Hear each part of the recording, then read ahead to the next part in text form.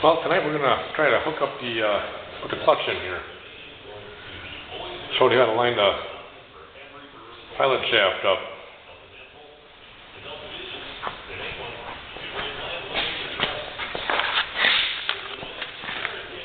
Got my pilot shaft adjusting tool here.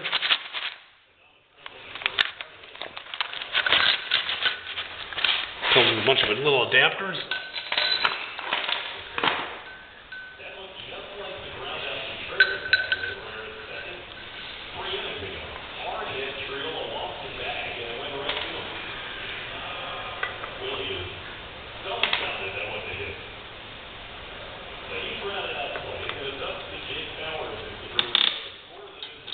That's the one right there. Put it on here.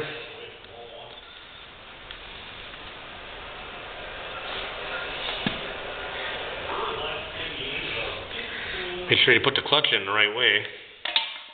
It'll only go one way, I believe. Yeah. That's the wrong way, see? That's the right way. Fits flush up against there. This will hit the flywheel bolt, so you know it's kind of messed up. It's not in there right.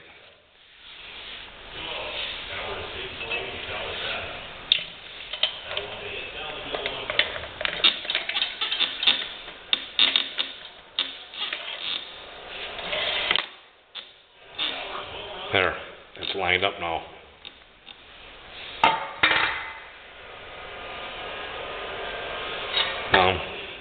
Using the old pressure plate over again. It's old, 1984-ish, but pretty many miles on it.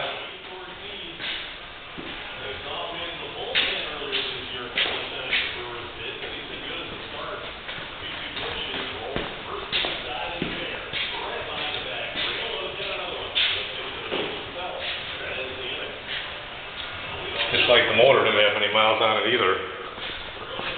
That was junk. All because of this plate right here. I didn't put this plate in there. The parts were in the trunk when I bought the car. That plate was not in the trunk. So I bolted the bell housing right against the block, not putting that in there. Had put the shaft of the transmission an 1/8 of an inch into the crankshaft.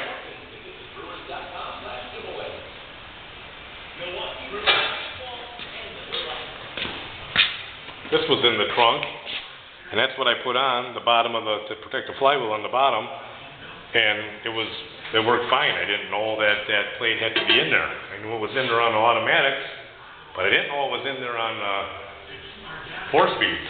Never did a 4-speed before back then. This is 1984 now we're talking. Motor never blew up. Never even knew there was anything wrong with it until I took the transmission out and grabbed onto the crankshaft and had about 60 thousandths of end play. I'm like, well, that's not good. Wore the thrust bearing more into the crank, wore the thrust bearing out and the crank. And then I was going to get the crank welded and reground, and they found a hairline crack in the journal. So, yeah, had to get a crank. Not the end of the world, but another expense that I wasn't planning on.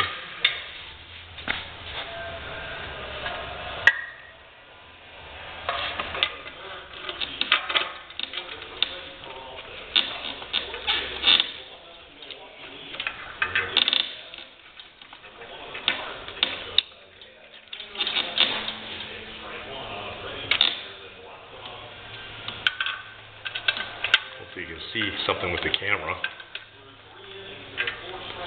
The camera's on my seat, so I can't sit down. Making me work a little harder here.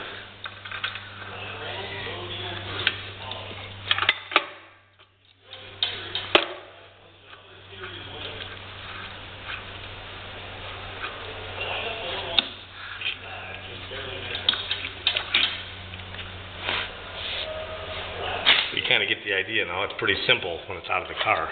Just make sure that stays in the back of the crank and this stays tight.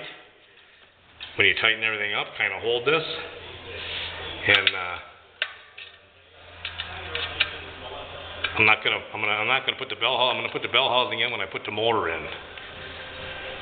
I'm not doing it right now. I'd rather just put the motor in and I can get everything from underneath. I can show you the progress I made so far. Got everything done under here. Brakes are all in. Rewired everything. Got the interior in.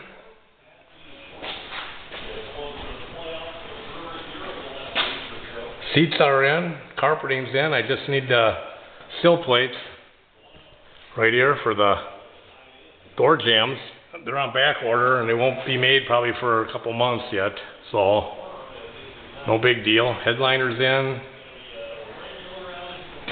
We're all windshields in. Back windows in. We're getting ready. Steering wheel's in.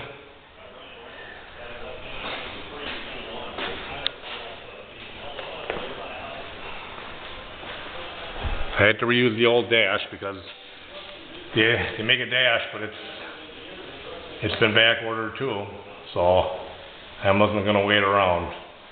And I'm too lazy to take this one out again. It's just cracked on top, there ain't much I can do.